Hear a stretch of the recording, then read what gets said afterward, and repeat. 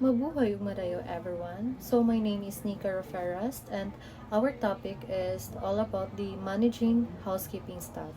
So the key responsibilities of a housekeeping manager is which is the planning, organizing, supervising, training, motivating, evaluating, and maintaining the inventory. So the first is planning. So when we say planning is to determine staff, schedules, cleaning routines, and supply needs. So, mo ni ang planning. Determine ang staff schedules, ang mga cleaning routine sa o ang supply sa mga supply needs na kanang needs sa mga staff, sa mga kuan, mga sa rooms, sa mga kuan na.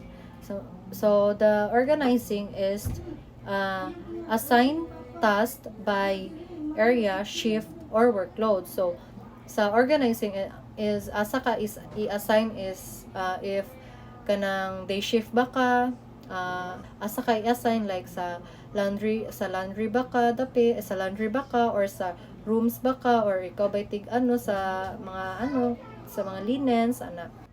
And then the next one is supervising, monitor work performance and cleaning standards. So dapat gina-monitor ang mga work performance sa mga staff. So kanang ang mga cleaning standards nila na kung okay ba, tama ba ang ginabuhat nila kanang okay na ba siya, dili na ba makuha ng mga guest ana. So wala na ba makita na mga mga hugaw ang guest wala na ba mga stains ang linen, so dapat gina-monitor jud siya. Next is training. Teach cleaning techniques, use chemicals and customer service skills. So training is dapat ginatudluan sila kung saan paggamit sa mga chemicals kay para dili magpataka lang og halo-halo ang mga ang mga stuff like unsaon paggamit ang ingon ani ng chemicals or kaninang chemicals ana na siya o unsaon pod paghatag og service para ma-satisfied ang mga customers ay mga guests ana. The next is motivating. So motivating is encourage teamwork and recognize good performance. So when we say motivating is i-encourage nimo ang imo mga staff na dapat magteamwork ta tanan ani kay para mas madali ang mga trabahoon, dili siya malangay anana. So dapat kanang kuan po, dapat kanang tama jud pagka limpyo kay para walay masulti ang mga guest. So recognize po nimo as a manager, so i-recognize po nimo ang good performances sa imuhang mga staff kay para mas ma-motivate sila, mas magkugi sila kay syempre no pag samot na kay reward na madawat like sa imong pag-recognize like tagan mo siya certificate as employee of the month, then tagan mo siya gift ana. So mas sila, mas magkugi sila, mas ma-motivate jud sila.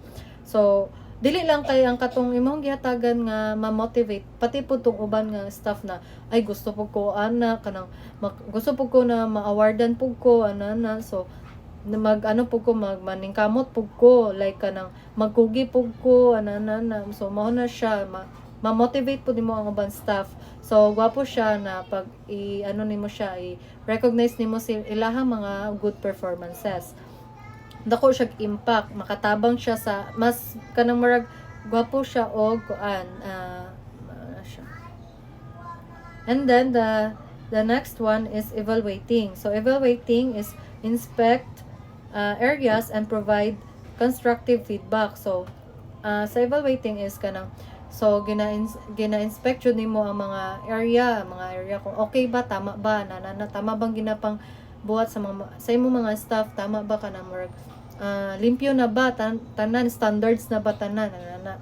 And then kanang murag mga pug kag feedback sa mga guest kay para makabalo mo kung unsay mga lapses ninyo, unsa pay mga mas i-improve ninyo or okay ba ang ang mga services, okay ba murag kanang na satisfied ba sila ana murag Ganang na meet ba na meet ba sa ano sa establishment ang expectations nila ana god kanang murag na ano sila ana. So dapat mangayo jud og feedback usahay pod sa mga guest.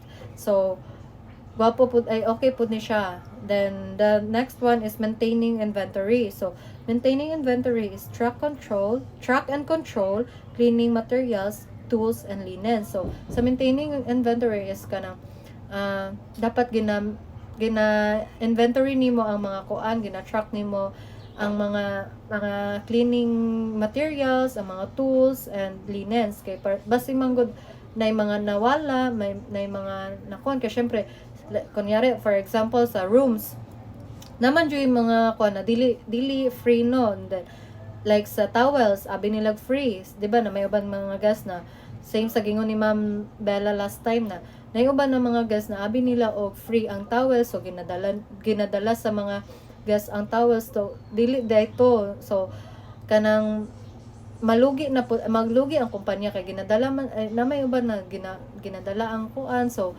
dili day dapat anya na po uban na ginadala ang filo ana. So dapat gina-track, gina-inventory jud kung basig na yung mga nangawala, so basig na yung mga na-waste lang, basig asa napataka og gamit, so mao na siya ang kuan ang maintaining inventory. So to avoid shortage or ano na siya mao na siya. So the next one is the skills of an effective housekeeping manager. So as a manager, so dapat mao jud nimong ginabuhat para maging effective housekeeping manager ka. Which is first is leadership and communication. So dapat jud kanang good leader ka sa imong mga staff. Ang communication ninyo mao man jud ang importante sa manager kanang namoy good communication, dili ka magkuan murag dapat open ka. And then time management, attention to details, so dapat attentive ka ana sa mga every details na ginahatag sa imong sa mas pinaka-boss nimo. Syempre manager man ka, so napa man kay pinaka-boss, so dapat attentive ka ana sa mga every details na gina kuan sa imo ha. And then problem solving, so isa pod na ang problem solving. So as a manager kanang importante kay na nga kanang unsay mga problema sa staff nimo, di lang sa staff sa guest ana dapat kabalo ka mo resolve ana. So syempre no naman jud na di man jud na mawala sa hospitality industry. And then the knowledge of cleaning standards and safety regulations. So dapat as a manager kabalo jud ka sa mga cleaning standards and the safety regulations. And then the budgeting and resource management. And the last one is staff training and conflict resolution. So as a manager, so mao dapat ni imong ginabuhat para maging effective housekeeping manager ka. And the next is challenges in managing housekeeping staff. So which is the high turnover and absenteeism.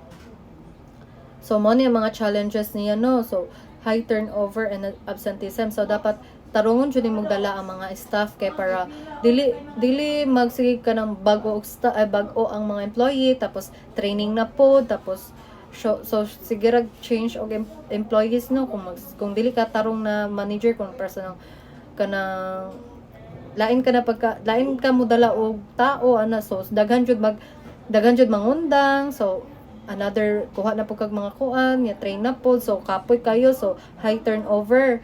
Then sa absenteeism, so daghan kay magsige absent pod kung dili ka kabalo mo dala og staff ana good, so mawad-an sila gana ana.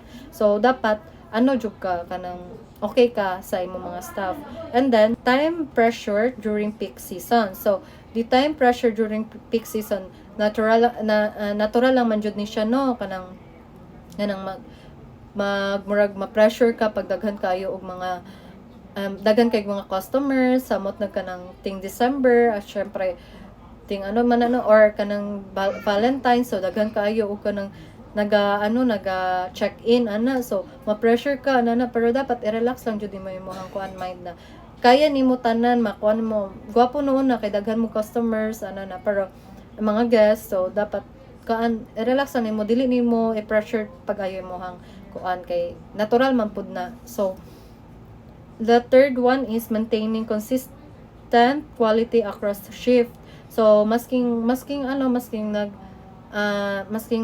lahi-lahi ang stuff, like lahi sa buntag, lahi sa gabi. So dapat maintain Japon ang quality na gina provide nato sa mga guest.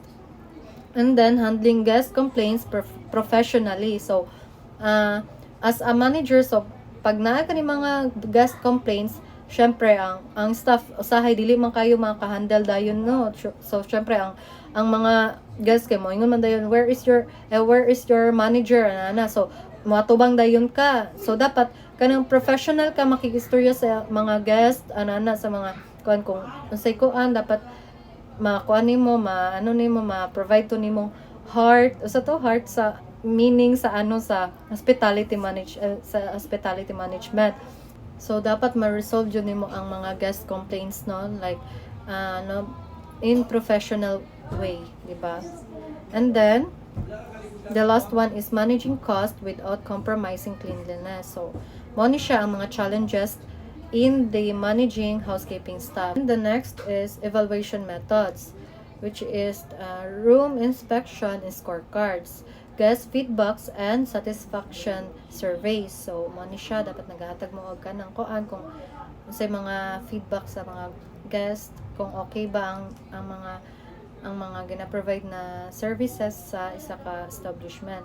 Then good for performance appraisal, maintenance reports, for example sa mga damages and for missing items. So mo na siya ang evaluation methods.